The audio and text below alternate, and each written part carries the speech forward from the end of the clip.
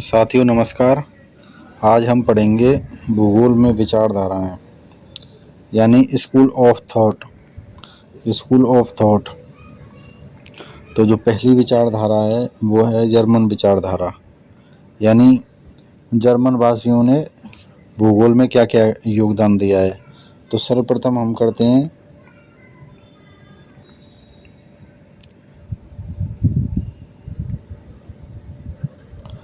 16वीं व 17वीं सदी की हम बात करते हैं। तो 16वीं व 17वीं सदी में जो महत्वपूर्ण भूगोलवेत्ता हुए हैं वो हैं बर्नहार्ड वारेनियस। ने क्या, बर्नहार्ड द्वैतवाद का जनक कहा जाता है इसको। द्वैतवाद होता है मतलब इसने क्या है, भूगोल को दो भागों में बांट दिया तो उसको द्वैतवाद कहते हैं। फिर है कांट ने क्या किया, कांट ने इतिहास, भूगोल और ये दार्शनिक विचारधारा का जनक है। फिर है 18वीं सदी का भूगोलवेत्ता, यानी 18वीं सदी का जो प्रमुख भूगोलवेत्ता है वो है हम्बोल्ट ने क्या है, क्रमबद्ध भूगोल की नींव रखी। क्रमबद्ध भूगोल यानी सिस्टमेटिक, यानी इसने क्या है, भूगोल का अध्ययन एक क्रमबद्ध तरीके से किया।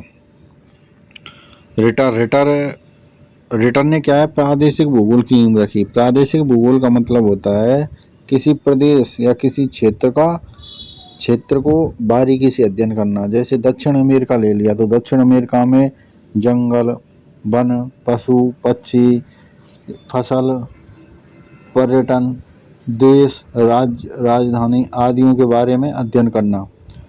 तो ये दक्षिण अमेरिका का अध्ययन किया है हमने। अब क्रमबद्ध होता है कि जैसे गेहूं ले लिया तो गेहूं पूरे विश्व में अध्ययन करें, ये होता है क्रमबद्ध। फिर साथियों अगला रेड जेल। तो रेड जेल क्या है, रेड जेल मानव भूगोल का जन्मदाता है, यानी मानव भूगोल का पिता है। राजनीतिक भूगोल का पिता यानी इसका जो मुख्य योगदान है वो राजनीतिक भूगोल में था, तो इसलिए इसको राजनीतिक भूगोल कहते हैं। इसने क्या है, मानव भूगोल की परिभाषा भी दी थी, तो इसको क्या है, मानव भूगोल का पिता भी कहते हैं। फिर है नियतिवादी विचारधारा। ये क्या है, नियतिवादी का पोषक रहा है। नियतिवाद ये प्रकृति ने इसको सर्वे सर्वा माना, इसलिए इसको नियतिवाद का जनक कहते हैं। तो अगले चलते हैं, ये साथियों एक एक करके हम पढ़ेंगे ज्योग्राफर के बारे में। ये जर्मनी के हैं सारे। तो पहला है बर्नहार्ड वारेनियस क्या है, ये द्वैतवाद के जनक हैं। फिर है अगला भूगोलवेत्ता कांट ने क्या है, भूगोल को दार्शनिक आधार दिया। दार्शनिक यानी दर्शन शास्त्र यानी फिलोसफी, यानी भूगोल क्या है, कैसे है, तो ऐसे इसने क्या है, इसको आधार दिया था। फिर है साथियों हम्बोल्ट ने क्या किया, हम्बोल्ट ने व्यवस्थित या क्रमबद्ध भूगोल की नींव रखी। व्यवस्थित यानी सिस्टमेटिक, क्रमबद्ध भूगोल की नींव रखी। जैसे फसलों में हम यदि गेहूं का अध्ययन करें तो गेहूं का अध्ययन पूरे विश्व में अध्ययन करें। जैसे उत्तरी अमेरिका में कहाँ पाया जाता है, उत्तरी अमेरिका में कहाँ उत्पादन होता है, तो प्रेरीज घास के मैदान में। दक्षिण अमेरिका में पंपाज घास के मैदान में। ऐसे ही बेल्ट घास क्षेत्र है तो स्टेपीज घास के मैदान में, इनमें सब में अध्ययन किया जाता है। तो ऐसे ही पूरे विश्व पे अध्ययन करना। फिर है रिटर ने प्रादेशिक भूगोल की नींव रखी। प्रादेशिक भूगोल की नींव रखी मतलब प्रादेशिक भूगोल होता है किसी क्षेत्र, यानी जैसे उत्तरी अमेरिका ले लिया तो उस उत्तरी अमेरिका में हम नदियों का अध्ययन करें तो मिसिसिपी मिसौरी नदी है, सेंट लॉरेंस नदी है, कोलंबिया नदी है इत्यादि। जो ये नदियां हैं इनका अध्ययन करना, तो एक प्रदेश को लेकर किसी का अध्ययन करना ही ये प्रादेशिक भूगोल कहलाता है। फिर है रिस्तोफेन ने क्या कहा, भूगोल को कोरोलॉजी साइंस कहा। रिस्तोफेन ने क्या कहा, भूगोल को कोरोलॉजी साइंस कहा। फिर आता है अगला ज्योग्राफर रेड जेल ने क्या है, नियतिवादी विचारधारा को जन्म दिया। नियतिवादी विचारधारा होती है यानी प्रकृति को सर्वेसर्वा माना। तो साथियों इसमें पढ़ा था हमने बर्नहार्ड वारेनियस, फिर कांट, फिर हम्बोल्ट, फिर रिटर, फिर रिस्टोफेन, फिर रेडजेल। ये सारे भूगोलवेता जर्मनी के हैं। अब हम अगर नेक्स्ट चलते हैं आगे भूगोलवेताओं की ओर। तो अगला ज्योग्राफर है वो है रीनहाल्ड फास्टर।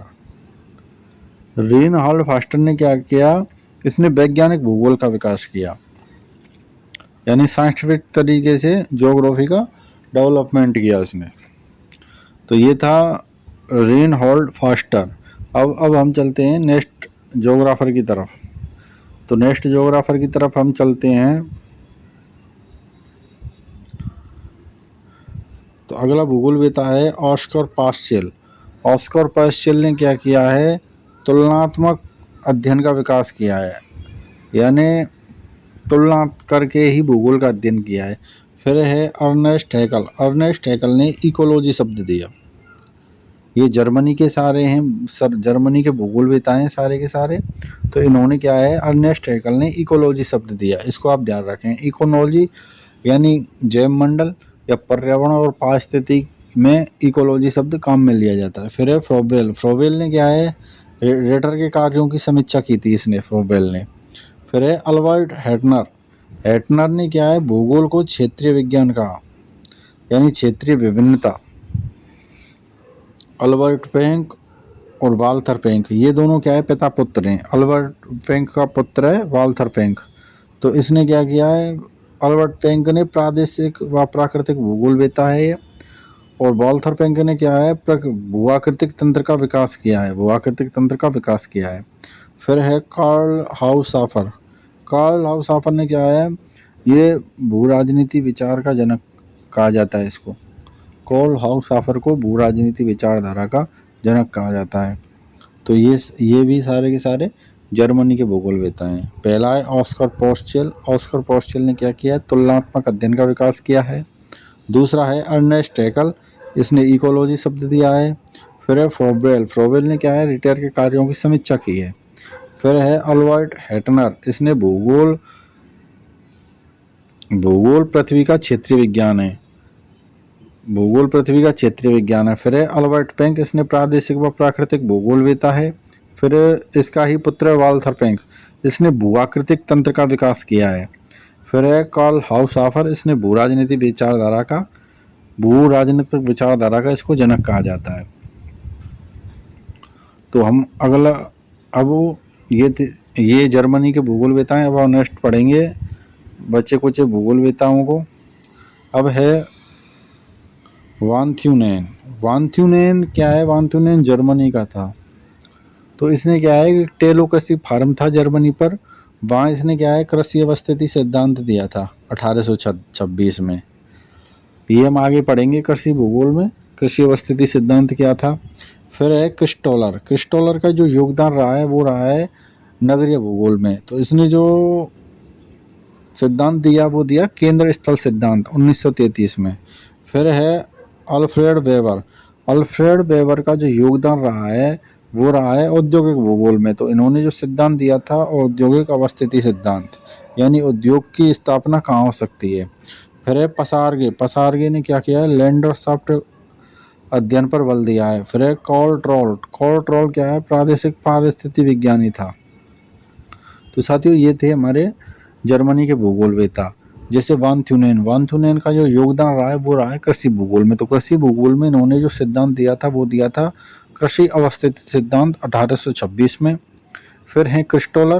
क्रिस्टोलर का जो योगदान रहा था वो रहा था नगरीय भूगोल में। ये दिया था इन्होंने, इसमें सिद्धांत दिया था केंद्र स्थल सिद्धांत, ये दिया था 1933 में। फिर जो अगला नेक्स्ट ज्योग्राफर है वो है अल्फ्रेड वेबर।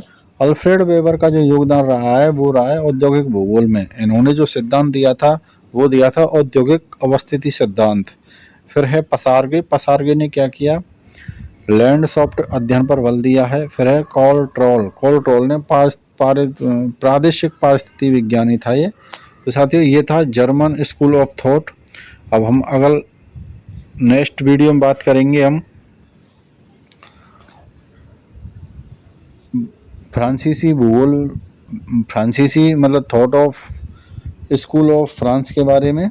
जब तक इस वीडियो को आप देखें, और इसमें हमने जो सारे जो जर्मनी के भूगोलवेता थे उनका अध्ययन किया है। अब हम जैसे इसमें हमने जो पढ़ा था वो पढ़ा था